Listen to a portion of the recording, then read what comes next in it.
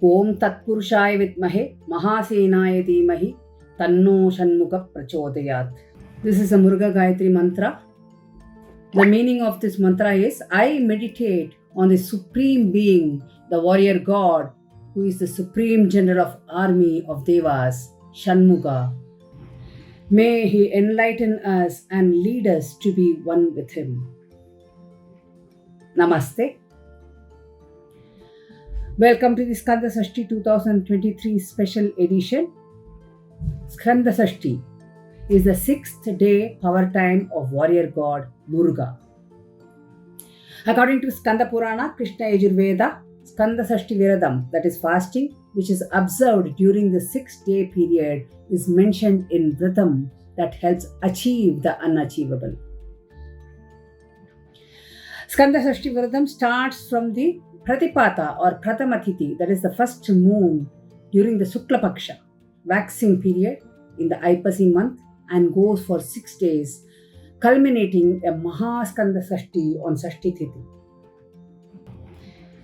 This year, it begins on November 13th and ends on November 18, 2023. In this video, I will be starting the legend and significance of Skanda Shasti, the divine origin of Skanda, the meaning, the benefits of Skanda Shasti Vratam, along with do's and don'ts of Skanda Shasti, to enable you to access the divine energy of Supreme Warrior God Muruga, to invoke his blessings to overcome challenges and become victorious in all your endeavors.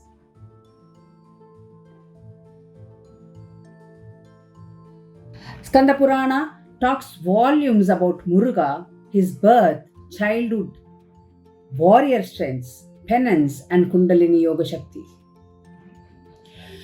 The story of Skanda Shasti recounts the birth of Skanda, also known as Kumara, and the fulfillment of his divine purpose, including the defeat of Asura king Surapadman.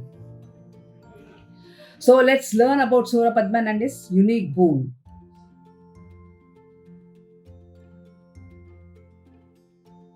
Surapadman, born to ascetic Kashyap and Maya, was their first child, with Taraka and Simhamukha as his brothers. According to the Skanda Purana, Surapadman received blessings from Shiva himself, granting him the power to rule over 100,008 universes. Additionally, Shiva granted him another boon. He could only be defeated by being born from the union of women and Shiva. At the time when Surapadman received these boons, Shiva was deeply immersed in meditation as Dakshinamurti, and disturbing him could lead to dire consequences.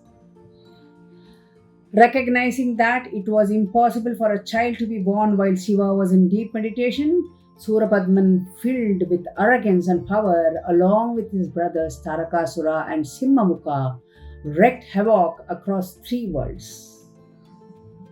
They also conquered earth, growing so strong that even Devas believed that there was no way to defeat them. Unable to endure the torment, the Devas, led by Indra, sought help from Brahma and Vishnu.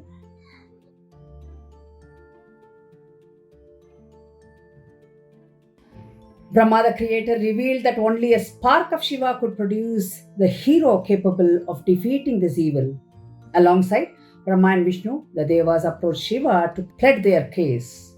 Unfortunately, Shiva, the king of yogis, remained lost in deep meditation and samadhi, making it impossible for anyone to disturb him, let alone convince him to father a child.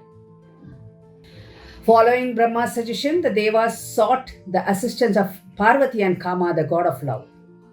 Parvati committed herself to intense penance to capture Shiva's attention, while Kama embarked on the perilous mission of arousing Shiva from his state of samadhi.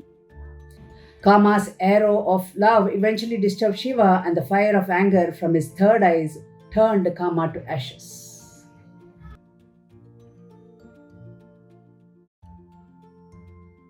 The penance of Parvati and the sacrifice of Kama proved successful. Shiva was awakened from his samadhi, but the intensity of his fiery seed was unbearable. It fell into Agni's mouth, passed to the Ganges, and ultimately landed in the Saravana Poigai, the pond of forest of arrows like grass. Thus, Saravana Bhava, also known as Skanda, was born, preserving Shiva's chastity through penance. Skanda was raised by the 6 mothers of divine Kritika constellation. He was also known as Kartikeya, having nurtured by 6 Kritikas. Skanda becomes 6th version of himself, converting into 6 babies, each nursed by one of the 6 mothers. When Parvati gathered all the babies, he became Shanmukha, the one with 6 faces and 1 body.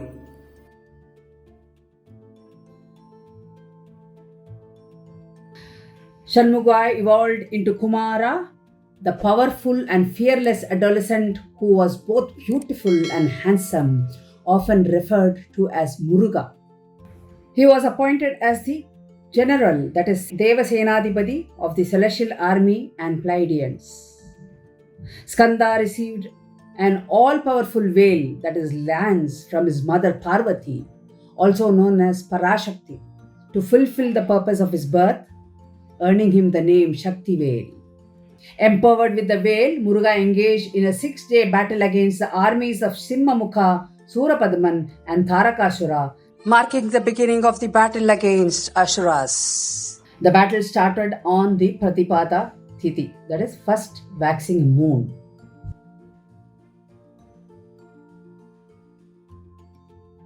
The demon Tarakasura put up fierce resistance, and the battle culminated when Muruga's commander-in-chief Veerabahu faced Tarakasura. Tarakasura, resorting to magic, attempted to trap Veerabahu in the Krauncha mountain. Sage Narada intervened and informed Kartikeya, who hurled his veil with lightning speed, destroying the Krauncha mountain and piercing Taraka's chest.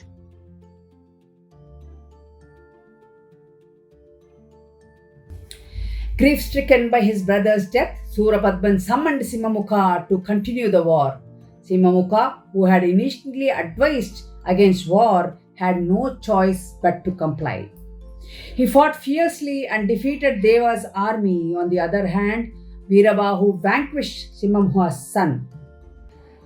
When Simhamukha captured Veerabahu, the news reached Muruga, who engaged Simhamukha in combat. But instead, Simhamukha prostrated before Muruga and sang praises of Goddess Shakti, earning Muruga's respect. Muruga, moved by Simhamukha's devotion in the face of death, granted him a boon to become the lion of Goddess Shakti.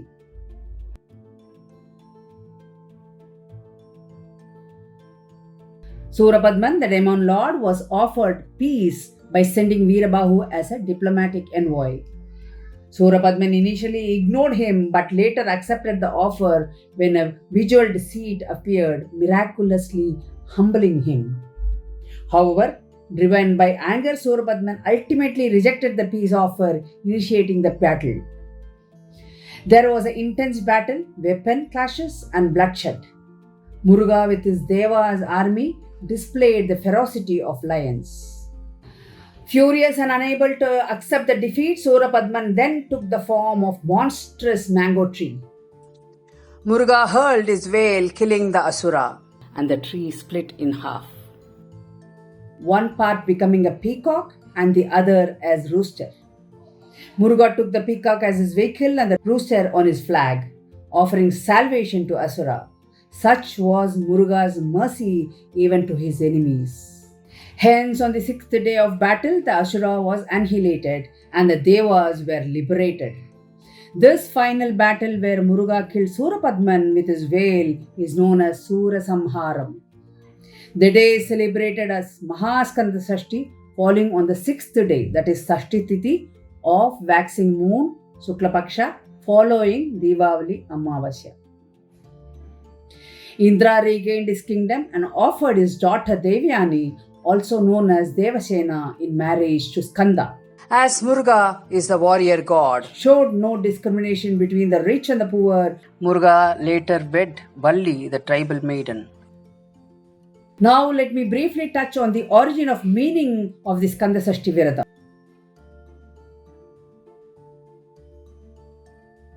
Legend has it that Muchukunda, a king from South India, received guidance from Saint Vasishta on the proper observance of Skanda Shasti Vratam. After observing the Viradam, King Muchukunda became powerful and famous, and the fame of his kingdom spread throughout the three worlds. It is said that king became so mighty that Indra, king of Devas, even sought his assistance to defeat Asura. The Viradam for Skanda Shasti begins on Pradama Tithi following Diwali, which is the first day after Amavasya, after Diwali.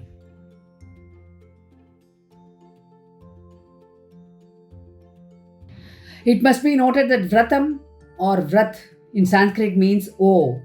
Vratam should not be misunderstood as mere fasting. By observing Vratam, an individual can purify the mind through meditation, worship, and by sticking to some vow that he or she has taken. Now, this vow can be anything. The most popular is fasting.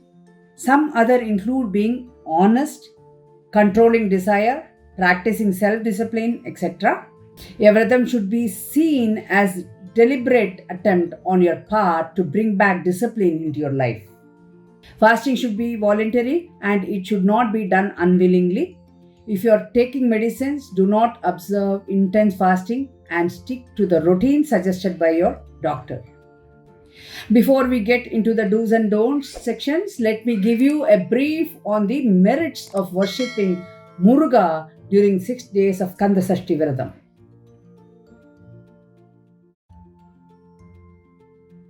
Because of Skanda's prowess in Kundalini techniques, Shasti Vratam is considered a remedy to mitigate Rahu Ketu afflictions and Naga dosha or Sarpa dosha, that is serpentine affliction. As a Pleiadian god, Muruga greatly aids in fixing and strengthening weak Mars in the birth chart. As a warrior god, observing Skanda Shasti offers a unique chance to increase courage and bravery to defeat your enemies. Lord Muruga also enhances our leadership abilities.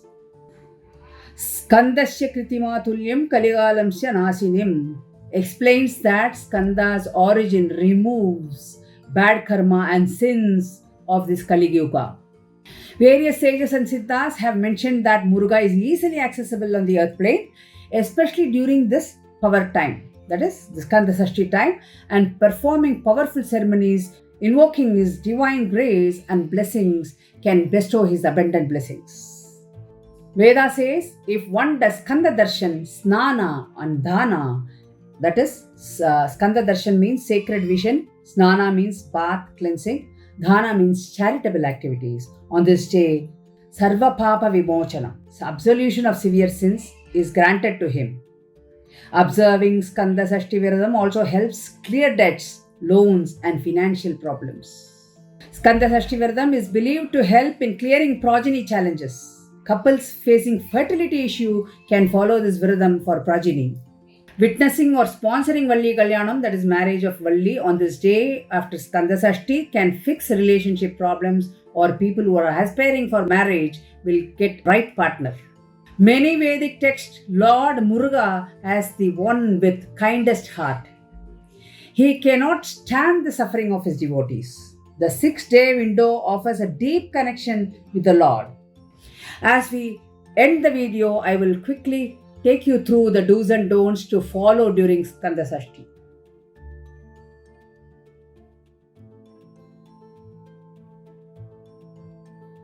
Let me start with do's. If you are observing fast, water fast, or fast with coconut water, strained orange juice or pomegranate juice is recommended. Otherwise, you can take one meal a day on all 6 days, or you can be on full day fast on the Skanda Shasti day, that is the last day of Skanda Shasti. Taking a holy dip on the seashore can grant physical and mental purification on this day. Devotees can chant or listen to Skanda Guru Kavacham, Subramanya Bhujangam or Skanda Shasti Kavacham and read Skanda Purana on all 6 days during this Skanda Shasti Vratam. Performing charity of your choice to the needy can bestow multifold blessings. You can offer veil to Muruga on this day to channel his divine energy. If your schedule allows, taking part or sponsoring Thirukalyanam, that is marriage ceremony to Muruga and Valli on the next day of Skanda Shasti can be beneficial. Let me share some don'ts. As usual, avoid non-vegetarian food, intoxicants or stimulants, as it is said in script that Skanda reveals spiritual and material secret to those who seek him. Do not hurt birds, snakes or other animals. Avoid fights, confrontations or gossip during this period. तस्मै मृतितकसाय यथां सस्परां दर्शयति भगवान् सनत्कुमारस्तं Skanda इत्या सक्षते. In Chandogya Upanishad, It is mentioned that sage Sanat Kumara told Narada this sloka that translates to: the way that leads to the light of wisdom points to Skanda. So, utilizing this opportunity during Skanda Shasti to connect with Lord Muruga, let Lord Muruga lead the path of higher wisdom, and may his highest blessing lead you to attain unattainable. May the Almighty shower his choicest blessings on you and your family. Namaste.